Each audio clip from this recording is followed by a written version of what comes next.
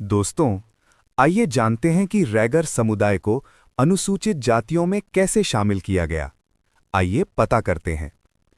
रैगर जाति का अतीत न केवल गौरवशाली रहा है, बल्कि ये समाज शासक और प्रशासनिक वर्ग में भी अपनी महत्वपूर्ण भूमिका निभाता रहा है। प्राचीन काल में रैगर समाज को क्षत्रिय वर्ग में गिना जाता था। ये समाज युद्ध, शासन, व्यापार और संगठन क्षमता के लिए जाना जाता था।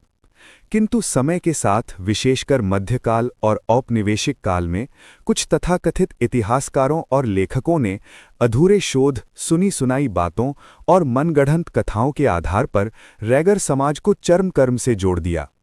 ये प्रयास न केवल ऐतिहासिक रूप से गलत था, बल्कि समाज की गरिमा को ठेस पहुंचाने वाला भी था। ब्रिटिश शासन के दौरान जब भारत में जाति गणना की गई, तब रैगर जाति को अलग और स्वतंत्र जाति के रूप में दर्ज किया गया।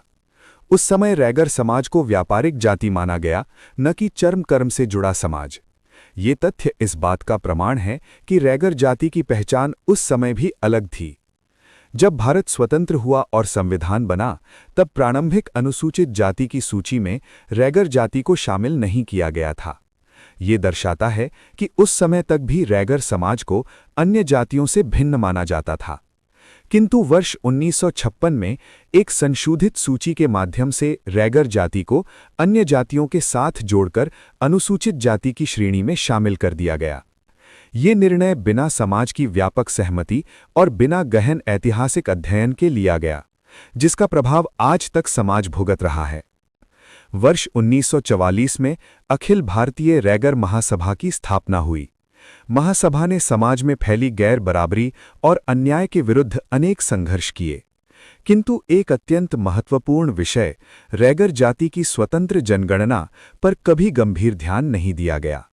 समय बीतता गया, नेतृत्व बदला, परंतु राष्ट्रीय स्तर पर रैगर जाति की वास्तविक संख्या जानने की कोई ठोस योजना नहीं बन सकी। रैगर जाति की सबसे बड़ी समस्या ये बनी कि ये समाज देश के अलग अलग क्षेत्रों में अलग अलग नामों से जाना जाने लगा। रैगर, रेहगर, जटिया, बोला, लश्करिया रैगर आदि, जिसके कारण भारत सरकार की जनगणना में समाज की सही संख्या का आकलन नहीं हो पाता है। सही आंकड़े नहीं आ पाए, जाति प्रमाण पत्रों में भिन्नता आ गई, एक ही परिवार की पीढ़ियों में जाति नाम अलग अलग दर्ज हो। परिणाम स्वरूप भूमि रिकॉर्ड, शिक्षा, नौकरी, न्यायालय, राजस्व दस्तावेज और संस्थाओं के पंजीकरण में गंभीर समस्याएं उत्पन्न होने लगीं।